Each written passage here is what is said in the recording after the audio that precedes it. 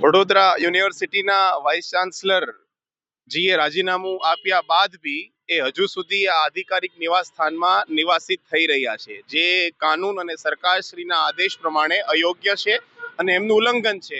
એટલા માટે youth Congress, NSUI અને યહાં તક કી વડોદરાના સાંસદ ડોક્ટર હેમાંગ જોશીએ બી અલ્ટિમેટમ આપ્યું કે તમે તાત્કાલિક રૂપથી આ તમારું આધિકારિક નિવાસ સ્થાન ખાલી કરો, કારણ કે વિદ્યાર્થીઓના પૈસે આ વાઇસ ચાન્સલરના બંગલાના ખર્ચાઓનું નિર્વહન કરવામાં આવે છે. અને જો વાઇસ ચાન્સલર અયોગ્ય હોવા છતાં 1.5 મહિનાથી પોતાના આધિકારિક નિવાસ સ્થાનમાં રહ્યા હોય તો આ વિદ્યાર્થીઓના પૈસાનો વ્યય છે.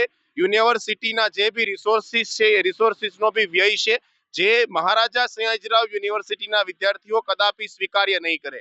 એટલા માટે અમે પણ જો વાઇસ ચાન્સલર શ્રી આ બંગલોને આધિકારિક રૂપથી ખાલી નહીં કરે તો આવનારા સમયમાં એનએસયુઆઈ અને યુથ કોંગ્રેસ દ્વારા ધરણા પ્રદર્શન કરવામાં આવશે.